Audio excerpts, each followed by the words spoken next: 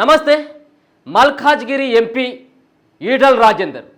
So ఉదయం నుంచి ఈటల రాజేందర్ కేసీఆర్ ఇద్దరు ఫోన్లో మాట్లాడుకున్నట్టుగా చాలా వార్తలు వస్తూ ఉన్నాయి. సో ఇప్పటికిప్పుడు ఇద్దరు మాట్లాడుకునేటువంటి అవకాశం ఉంటుందా? కేసీఆర్ని గద్దె దింపడంలో ఈటల రాజేందర్ యొక్క పాత్ర చాలా కీలకం. మరో పక్కన ఈటల రాజేందర్ను ఏ విధంగా హుజరాబాద్లో చెడ్డ పేరు తేవడానికి, చెడ్డ పేరు రావడానికి కొంత కేసీఆర్ కారణం.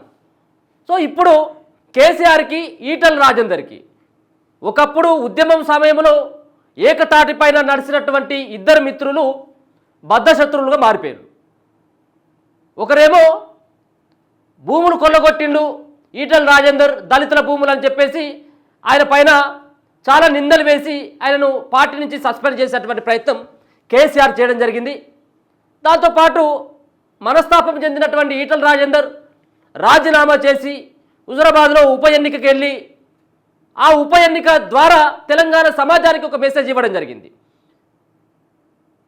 కేసీఆర్ యొక్క వ్యవహార శైలిపైన తీవ్రమైనటువంటి పదజాలంతో, తీవ్రమైనటువంటి వ్యవహార శైలితోటి ఈటల రాజేందర్ దూసుకు వెళ్ళడం జరిగింది. హుజరాబాద్ ఎన్నికలు, ఉప ఎన్నికల ఫలితాలు ఈరోజు తెలంగాణలో బీఆర్ఎస్ పార్టీని అధపాతాలకు తొక్కినటువంటి చరిత్ర ఈటల రాజేందర్ది. కానీ హుజరాబాద్ ఉప ఎన్నికకు దక్కుతుంది. ఇది నగ్న సత్యం ఇదంతా కూడా. సో ఇప్పుడు కొత్తగా ఎలా కనబడతా ఉంది, సోషల్ మీడియాలో రకరకాలైనటువంటి ప్రచారం జరుగుతూ ఉన్నది. నిజంగా ఈ ప్రచారం నిజమేనా? బద్ధశత్రువులుగా మారినటువంటి కేసీఆర్, ఈటల రాజేందర్ ఫోన్లో మాట్లాడుకున్నటువంటి పరిస్థితి ఉంటుందా అంటే దీనికి నో అనేటువంటి సమాధానమే ఉండాలి. కానీ సోషల్ మీడియాలో కొన్ని సంబంధించినటువంటి బీఆర్ఎస్ పార్టీకి సంబంధించినటువంటి వాళ్ళకు సంబంధించినటువంటి సోషల్ మీడియా ప్లాట్ఫామ్స్ దాంట్లో ప్రధానంగా చర్చ అవుతూ ఉంది. దీంట్లో ఈటల రాజేందర్, కేసీఆర్ మాట్లాడుకున్నారు అనేది. సో ఇదంతా కూడా ఈటల రాజేందర్ని బదనం చేసేందుకు, ఈటల రాజేందర్ పైన కుట్ర చేసేందుకు బీఆర్ఎస్ పార్టీ అల్లినటువంటి నాటకం. సో బీఆర్ఎస్ పార్టీ ఎందుకు నాటకాలు ఆడాల్సినటువంటి అవసరం ఏముంది అంటే దీంట్లో ఒక మెయిన్ పాయింట్ మేము చెప్పదలుచుకున్నా. ఒక పక్కన ఆయనే బీజేపీ పార్టీలో ఉన్నటువంటి సీనియర్ నేతలతోటి కొంత ఈటల రాజేందర్ ఇబ్బంది పడుతున్నట్టుగా తెలుస్తూ ఉంది. ఒక పాయింట్, వాళ్ళందరితోటి పోసుకోవడం లేదు అన్నటువంటి చాలా సంబంధించినటువంటి వార్తలు బహిర్గతం కావడం జరిగింది. ఈటల రాజేందర్కి ఆర్ఎస్ఎస్ నుంచి రాలేదు, ఆయనకు ఆ సంబంధించినటువంటి ఆర్ఎస్ఎస్ సంబంధించినటువంటి భావజాలం తెలియదు. కమ్యూనిస్టు భావజాలం ఉన్నటువంటి ఈటల రాజేందర్కి రేపు బీజేపీ పార్టీ పెద్దపీట వేసేటువంటి అవకాశం ఉంటుంది తెలంగాణ రాష్ట్రంలో. అంటే అధ్యక్ష రేసులో మొదటి వరుసలో ఉన్నటువంటి ఈటల రాజేందర్ని బదనం చేయాలన్నటువంటి ఒక ప్రయత్నం అది సోషల్ మీడియా ద్వారా ఒక ప్రాపగండ చేస్తూ ఉంది. అంటే దీని ద్వారా ఒక మెసేజ్, అంటే BRS party and BJP party ఈ రెండు పార్టీలు ఒకటే. రేపు కనుక అధ్యక్ష బాధ్యతలు కనుక ఈటల రాజేందర్కి ఇస్తే ఇంటర్నల్గా ఆ బీఆర్ఎస్ పార్టీకి ఈటల రాజేందర్ సపోర్ట్ చేసేటువంటి అవకాశం ఉంటుంది. కాబట్టి ఈటల రాజేందర్ని ఈ బీజేపీ పార్టీ అధ్యక్ష రేసులో ఉండొద్దు అన్నటువంటి ఒక ఉద్దేశంతో బీఆర్ఎస్ పార్టీ కొంత దీన్ని మరి తెరచాటు రాజకీయం చేస్తున్నట్టుగా స్పష్టంగా అర్థమవుతా ఉన్నది. సో ఇప్పుడు ఎవరు అవునన్నా కాదన్నా ఈటల రాజేందర్, కేసీఆర్ మాట్లాడుకున్నటువంటి పరిస్థితి ఉంటుందా? సరే, ఈటల రాజేందర్ ఏం గెలవలేదు అనుకుందాం, ఆయన హుజరాబాద్ ఎన్నికల్లో ఆయన ఓడిపోయాడు. సో దాని తర్వాత ఇప్పుడు మల్కాజ్గిరి ఎంపీగా కొనసాగుతూ ఉన్నాడు. సరే, ఆయనకు ఏ పదవి లేకపోయినట్టయితే ఉంటే మళ్ళీ పూర్వ వైభవం కోసమో లేకపోతే పాత మిత్రుల కోసమో ఆయనే తాపత్రయపడేవాడు, ఎంకలాడేటువంటి వాడు, వాళ్ళతో మాట్లాడేటువంటి ప్రయత్నం చేసుకోవచ్చేమో కాదంటే. కానీ ఆయనకు ఎంపీగా ఆయనకు బీజేపీ పార్టీ అవకాశం ఇచ్చింది. మొన్న ఎమ్మెల్యేగా ఆయనకు టికెట్ ఇవ్వడం జరిగింది, గౌరవించుకోవడం జరిగింది. మరో పక్కన బీజేపీ పార్టీతో సత్సంబంధాలు కొనసాగిస్తూ ఉన్నాడు. అమిత్ షా తోటి చాలా దగ్గర సంబంధాలను ఏర్పరచుకోవడం జరిగింది. బీజేపీ పార్టీతో ఏళ్ళుగా ప్రయాణం చేస్తున్నటువంటి వ్యక్తుల కంటే మించి ఈటల రాజేందర్కి బీజేపీ పార్టీ అధిష్టానం దగ్గర మంచి పేరు ఉంది. దాంతోపాటు రేపు అధ్యక్ష బాధ్యతలు కూడా అప్పగించేటువంటి ప్రయత్నం జరుగుతూ ఉన్నది ఈటల రాజేందర్కి. మరి ఈటల రాజేందర్ కేసీఆర్తో ఎట్లా మాట్లాడతాడు? కానీ ఇది మాట్లాడినట్టుగా ఒక రకమైనటువంటి ప్రయత్నం చేస్తూ ఉంది. వీటన్నిటిపైన ఎంపీ ఈటల రాజేందర్ మరి ఎవరైతే సోషల్ మీడియాలో దుష్ప్రచారం చేసిందో, ఎవరైతే ఆయన పైన ప్రాపగండ చేస్తూ ఉన్నారో, ఆయన బదనం చేసేటువంటి ప్రయత్నం చేస్తూ ఉన్నారో వాళ్ళపైన కేసులు పెట్టడానికి కూడా ఆయన సంసిద్ధమైనట్టుగా మనకు అందుతున్నటువంటి సమాచారం.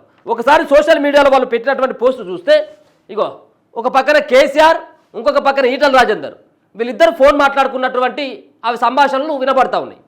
వాళ్ళు మాట్లాడుకునే ఆడియోలు లేవు, ఏది లేదు, కేవలం అలా నడుస్తూ ఉన్నది. ఇదంతా ఇదే. ఎలా ఉన్నావు రాజేంద్ర అని అడిగిండట. ఎలా ఉన్నావు రాజేంద్ర అని కేసీఆర్ మందలిస్తూ ఉంటే వీళ్ళు పోయి పక్కకు పోయి ఇన్నట్టుగా ఎలా ఉన్నావు రాజేంద్ర అని కేసీఆర్ ఈటల రాజేందర్ అంటే, ఈటలకు మాజీ సీఎం కేసీఆర్ ఉద్యమ రోజులు యాదికి వచ్చినాయి, అందుకే చేశాను, ప్రస్తుత రాజకీయాల్లో నీ శైలి పంత మారిన తీరు బాగుంది రాజేంద్ర అన్నాడట. ఒక పక్కన ఇద్దరు బద్ధశత్రువులుగా ఉండి ఇప్పుడు కేసీఆర్ ఫోన్ మాట్లాడి నీ రాజకీయ పంత బాగుంది, నీ దూకుడు స్వభావం బాగుంది, ఉద్యమంలో మనం ఇద్దరం కలిసి పనిచేసినటువంటి రోజులు గుర్తొస్తున్నాయి రాజేంద్ర అని అన్నట్టుగా. దాని తర్వాత కలుద్దామంటూ ఫోన్లో మాట మంతి అయిందట. ఈటల రాజేంద్రన్ 2021 ఏప్రిల్లో మంత్రి పదవి నుండి బర్తరాఫ్ చేసి పార్టీ నుంచి వెళ్లేలా చేసిన కేసీఆర్ హుజరాబాద్ ఉప ఎన్నికల్లో ఈటల గెలుపుతో కేసీఆర్ని దెబ్బకొట్టిన వైనం, మరోసారి ప్రతీకార చర్య 2023 ఎన్నికల్లో గజ్వేల్లో కేసీఆర్పై పోటీ చేసి ఓటమి పాలయ్యారు ఈటల రాజేందర్ గారికి రాష్ట్ర బీజేపీ పార్టీ అధ్యక్ష పదవి ఇచ్చే అవకాశం ఉన్న నేపథ్యంలో కేసీఆర్ ఫోన్ కాల్ తెలంగాణ రాజకీయాల్లో చర్చనీయాంశం అయ్యేటువంటి అవకాశం ఉన్నదనేది వార్త యొక్క సారాంశం. ఇదంతా ఫేక్ ప్రచారం. ఇది సోషల్ మీడియాలో ఇక్కడ ఇది ఈ సంబంధించినటువంటి వెన్నెల కిషోర్ మరి రెడ్డి ఏవో సంబంధించినటువంటిది వెన్నెల కిషోర్ రెడ్డి అని ఒక సంబంధించినటువంటి ఎక్స్ అంటే ట్విట్టర్లో ఈ పోస్ట్ అయింది. ఈ పోస్టు ఇంకా మిగతా సంబంధించినటువంటి దాంట్లో కూడా పోస్టులు అవుతా ఉన్నాయి, రీపోస్టులు అంతా. సో ఇదంతా కూడా ఫేక్ ప్రచారం.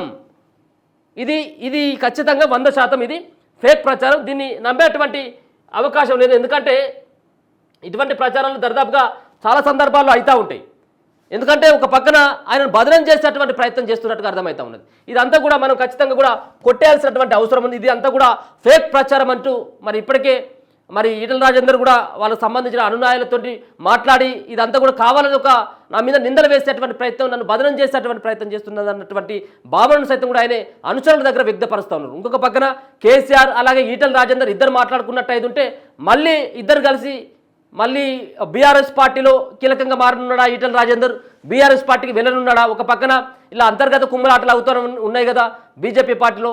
కాబట్టి వీళ్ళందరి యొక్క టార్చర్ తట్టుకోలేక మరి కొంపదీసి ఈటల రాజేందర్ మళ్ళీ బీఆర్ఎస్ పార్టీలోకి కేసీఆర్ తోటి నడవగలుగుతున్నాడా, కేసీఆర్ ఫామ్ హౌస్కి ఏమైనా వెళ్ళగలుగుతాడా? సో ఇటువంటి రకరకాలైనటువంటి చర్చ నడుస్తూ ఉన్నది. కానీ అసలే ఇది సంబంధించినటువంటి ఈ వార్త ఫేక్ అయినప్పుడు ఎలా ఉన్నావు రాజేంద్ర, ఈటలకు మాజీ సీఎం కేసీఆర్ ఉద్యమ రోజులు గుర్తొస్తున్నాయని ఇన్ని రోజుల తర్వాత కేసీఆర్ ఈటల రాజేందర్కి ఫోన్ చేస్తాడా? సరే ఒకవేళ ఫోన్ చేసినప్పుడు కూడా ఇటువంటి సంబంధించిన బయటకు ఎవరు లీక్ చేస్తారు? ఈటల రాజేందర్కు తెలుసు ఏమని. ఈటల రాజేందర్కి ఒకవేళ కనుక ఈ యొక్క నిజంగా ఫోన్ మాట్లాడినప్పుడు కూడా ఈ యొక్క లీకులు కనుక బయటకు ఇచ్చినట్టయితే రేపు ఇబ్బంది అయితే పార్టీలో అన్నటువంటి అంశం ఆయనకు తెలియకుండా ఉంటుందా?